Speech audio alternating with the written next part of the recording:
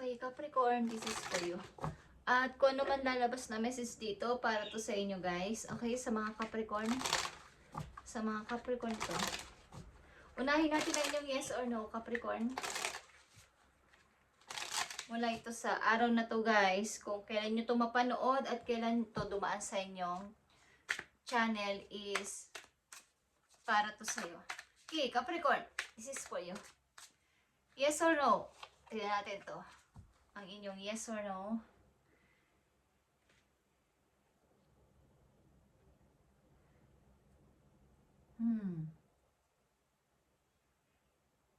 Maring meron kayong kakausaping tao about sa business or what is meron kayong parang ito ay makikipag-deal kayo. But hindi pa ito yung tamang time. Guys, Capricorn,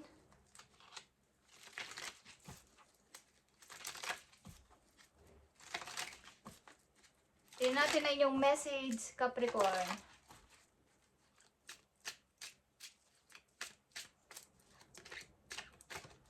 Unahin natin about sa inyong pag-ibig. Capricorn na umiibig. Tingnan natin. May pinamimilian ba kayong tao, Capricorn? Para to sa mga Capricorn na umiibig.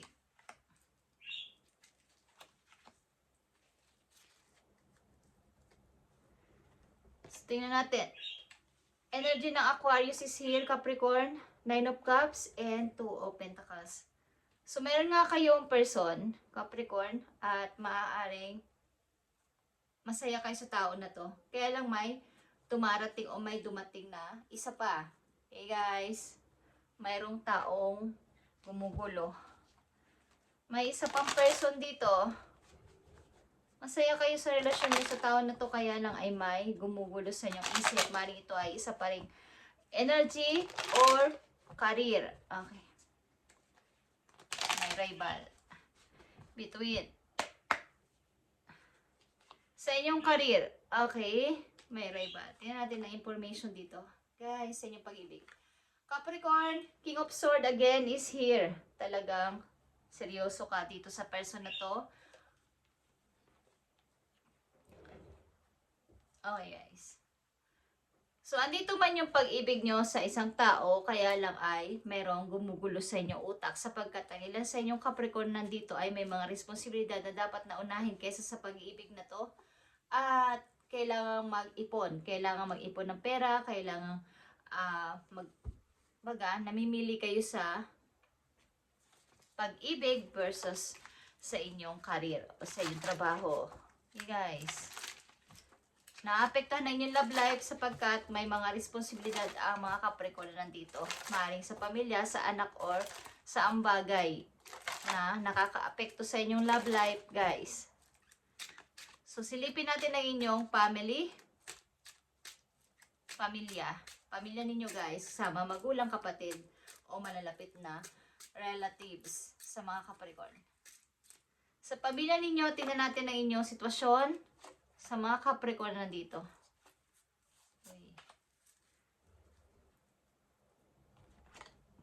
Nandito ang 5 of Cups, Queen of Cups, and 9 of Wands. So, maaaring kayo isang magulang, isang nanay o isa kayong tatay, at marami kayong tinitimbang-timbang sa inyong sitwasyon sa loob ng pamilya, sa loob ng inyong, kumbaga kayo yung provider dito. Kayo yung nagbibigay ng suporta, financial man to, sa emotional.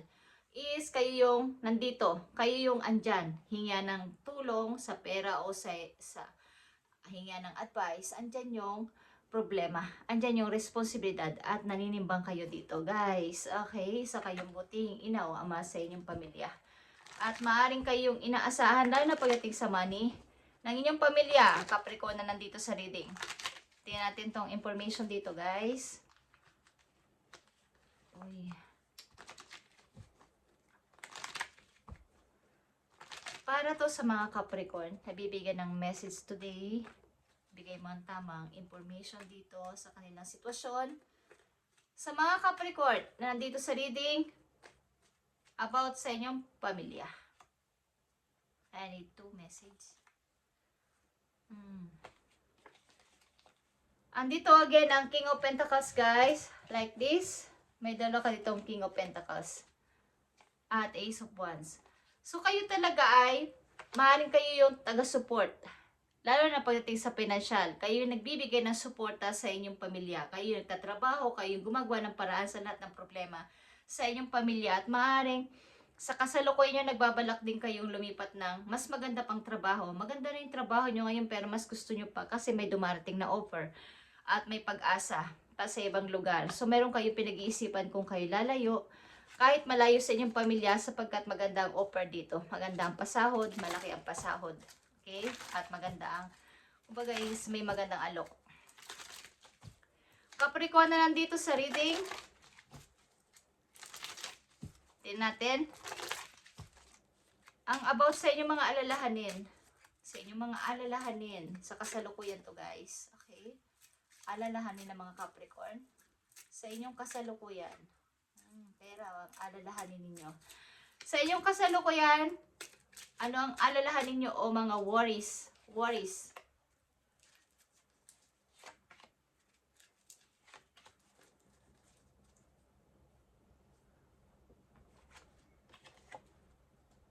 Eight of Swords, Six of Wands, and the Eight of Cups. Guys.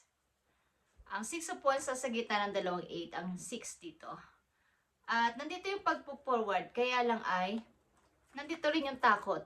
Na baka ako ay kumbaga pag pinili ko to, pag ito ay tinanggap ko, andito yung takot, andito yung baka ako ay magkamali, baka ako ay hindi magtagumpay. So itong worry ninyo, kung ako lalayo, pipiliin ko to, ito man ay kagaganda ng buhay ko, ay kagaganda ng kaayos ng karir ko, is baka ako ay magkamali. So andito yung iniisip nyo na magtatagumpay kayo dito, pero merong pagdududa kung ako ay papala rin dito sa aking pipiliin. Okay guys, yun din sa inyo ay hindi na pagkakatulog, isip ng isip. O ilan sa inyong Capricorn na nandito, may pagpo-forward kaya lang mayroong pagdududa sa gagawing plano. Tingnan natin to, guys. Para sa Capricorn na nandito sa reading, nabibigyan ng message. So, like I said, Knight of Wands is here. Pagpaplano na parang sulong. But, something na may offer nga sa tabi-tabi. Okay, guys. Ace of Cups and Ace of Wands is mga plano, mga alok sa paligid. Opportunity ito, guys. At, nandito nga talaga yung pag-iisip nyo dahil kulang kayo sa pera. Nagkukulang na. Nauubusan na ng ipon. Okay guys, itong worries ninyo, tingnan ninyo ang confirmation dito. Okay. Andito ang 9 of Swords, kasunod ang 8 of Swords is 9 of Swords. Talagang nandito yung pag-iisip-isip. Meron man kayong kalayaan talaga at gusto nyo gawin ito. Kaya lang andito talaga yung pagbabalik ng mga nakaraan na baka ako'y magkamali at ako ay hindi magtagumpay dito. So mayroong nasa gitna kayo ng pag-iisip-isip sa inyong kasalukuyan kung itutuloy ninyo ang balak ninyong pag-alis, paglayo muna para sa karir na to. At dito din yung hindi kayo na pagkakatulog. Okay. Yeah. Magta-travel lang sa inyo, pupunta na ibang bansa, guys. Tingnan natin yes or no para sa inyo. No heavy energy, block way down by worry. Yeah. Like I said, kayo ay nadadown dahil sa inyong worry. Heavy energy. May nararamdaman kayong heavy energy sa inyong balikat at sa inyong sarili. Bablock kayo. Down by worry. Katulad ng sinabi ko kanina, ilan sa inyo ay nagwo-worry sa inyong mga gagawin sapagkat baka kayo ay hindi magtagumpay. Maaaring kayo ay natatakot ding umalis dahil nga may mga mamimiss kayo o kayo ay homesick na tao. Okay? So, huwag kayong mag-worry, guys. Okay, uplift your spirit, easy to do, light work. Huwag nyong i-push ang sarili nyo sa hindi pa. Kapag kung ano yung andyan na offer, andyan yung trabaho nyo pa na maganda naman at okay naman kayo sa ngayon, is huwag nyo munang ipilit yung alam ninyong kayo naman ay mahihirapan o magsasakripisyo, lalo na ang inyong energy o ang inyong sarili. So hanggat maaari is ibalansin nyo to sapagkat kayo ay nahihirapan sa pagdedesisyon. Sapagkat ang ilan sa inyong Capricorn na nandito ay homesikin at may mga mahal sa buhay na maiiwan kung sakaling kayo ay lilipat o aalis ng inyong bayan o ng inyong bansa sapagkat may mga maiiwan kayong mahal nyo sa buhay. So nagdadalawang isip kayong tanggapin ang mga offer na to o bagong mga alok sa inyo sa ibang lugar. Ito man ay city o ibang country. Capricorn, payo sa'yo sa inyong sitwasyon. Don't allow anyone to abuse your power or take it away from you. Remember, you will be treated how you allow others to treat you. Show them that you value yourself far too much to settle for anything less than you deserve. So, huwag niyong pabayaan o huwag niyong ialaw sa inyong ang mga taong pwedeng abusuhin ang inyong power o kunin ito sa inyo, ang inyong energy. Okay, maaring sa trabaho ninyo, tinatambakan kayo ng trabaho, kayo lang yung nag-e-effort sa inyong company. So, nakakaisip ang ilan sa inyo lumipat o magpalit na lang ng career o alisan na lang ang company na to o ang trabaho na to sapagkat para kayo yung napipiga dito, okay? So, huwag ninyong ialaw ang mga tao na to na inaabuso ang inyong power at maaaring makuha nila ito sa inyo. Kailangan i-treat nila kayo ayon sa inyong dapat na, kumbaga, ito ako, huwag nyo akong itrato ng ganito. Ipakita nyo sa kanilang inyong halaga, ang inyong kakayanan na kaya mo rin ang ginagawa nila. Hindi pwedeng ikaw ay inuhusgahan o inaapi-api, okay? Isa pang mahalagang message po yun, Capricorn, na nandito sa reading. Don't place limits upon yourself. Okay, you are in the infinite being with unlimited potential. You can have and be anything you want. Don't hold yourself back or allow anyone else to. This is your life. Live your truth and remain heart-centered at all times. So, katulad ng unang message sa inyo is, huwag niyong ialaw mga taong kayo ay pilit at pilit na pinapasunod. At ito ang gawin mo, yan ang gawin mo, tapusin mo to. Kailangan ikaw lang kasi ikaw lang ang maaasahan. So, kayo ay isang tao dito na mayroong napakaraming responsibilidad, pamilya man o sa trabaho, marami. So, nag-iisip-isip kayo na palitan ng inyong ginagawa. At lumipat din. Okay, umalis muna sapagkat napakadami ng bumabagabag sa inyong isip. Message po yung Capricorn. Flower is here. Be honest, be yourself. Okay, be honest with yourself. Kailangan is maging honest ka sa iyong sarili. Ano ba ang nararamdaman mong totoo? Ano ba yung gusto mong sabihin sa kanila? Ano ba yung nararamdaman ko talaga sa ngayon? So, wag kayong magpanggap na kayo ay masaya, kung hindi naman, at kung kayo ay naiinis, pwede namang sabihin ito ng mayroong, kumbaga, ito yung nararamdaman ko. Kesa naman inyong kimkimin at itago-tago sa inyong puso. At kayo yung apektado dito, hindi kayo na pagkakatulog dito at nagkakaroon ng anxiety, okay? Huwag niyong pabayang abusuhin kayo at kunin ang power ninyo, okay, ng mga taong lumalapit at pwede sa inyong kumuha nito, okay? So, kayo may plano, kaya lang nagdadalawang isip kayo mag-forward. Sapagkat may mga isipin nga kayo, baka may mga maiiwan kayong inyong mahahalagang tao sa buhay ninyo. At meron din pagdududa sa pagpapalit ng career o ng trabaho.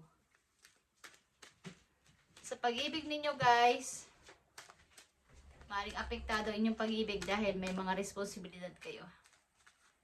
May mga dapat unahin kaysa sa pag-ibig na to. Okay, Capricorn, isang mahalagang message dito po yun na dapat ninyong malaman today. Message for Capricorn. Okay, dapat mong malaman ito na ikaw ay isang taong may kakayanan. Dapat mong malaman na marami kang dapat pang gawin sa buhay. Okay? Dapat mong malaman na ikaw ay sasaya. Dapat mong malaman na ikaw ay magkakaipon ng money, makakapag-ipon ng pera sa inyong future. Okay, huwag kayong magpatalo sa pagdududa sa inyong mga gagawin pa sa buhay sapagkat ito ay papunta sa inyong pag-unlad, guys. At maaaring kung sa pag-ibig, meron man kayong nagugustuhan is merong gumugulo. Maaaring ito'y pag-ibig, nasa gitna kayo ng pag-ibig at karir ninyo sapagkat may mga responsibilidad nga kayo guys.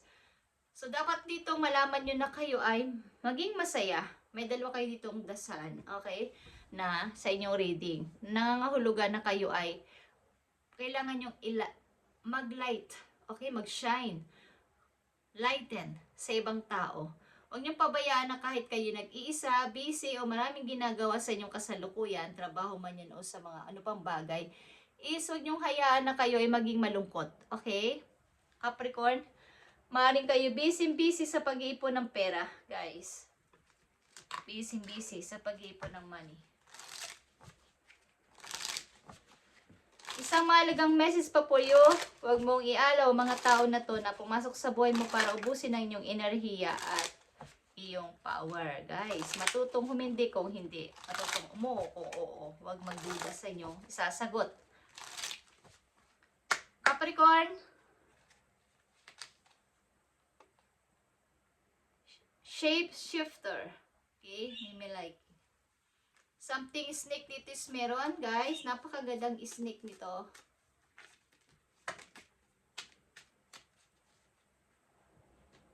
Tingnan natin. Naghihintay ba kayo ng message galing sa isang tao sa online, Capricorn?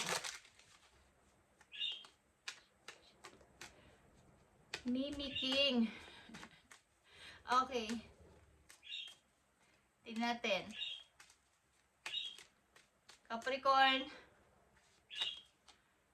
speaking of naghihintay kayo ng message galing sa isang tao is naghihintay kayo ng tamang timing para sa pag-ibig na to at hindi nyo minamadali ang itong pag-ibig na to sapagkat marami nga kayo nag-mistake sa inyong nakaraan. So napakahirap mag-decide na ito na ba talaga yung 101% kong mamahalin. Okay? Merong paghintay dito. Kung talagang siya, talagang kami. Kung talagang siya. Okay? Hindi kayo nagmamadali. At ituloy-tuloy nyo lang inyong plano kung ano man to, Capricorn. At magtatagumpay kayo dito.